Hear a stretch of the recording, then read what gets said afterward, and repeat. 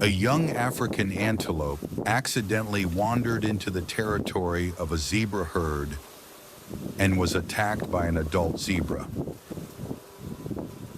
The zebra, feeling threatened, used its strength to chase the young antelope away with powerful kicks.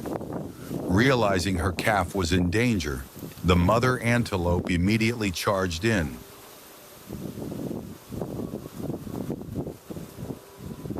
Using her horns and body to fend off the zebra.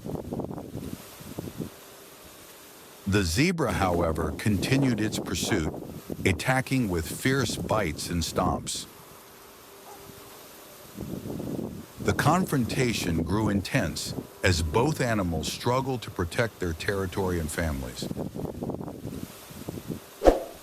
The mother's determination to protect her offspring is a poignant testament to the instinct for survival in the wild.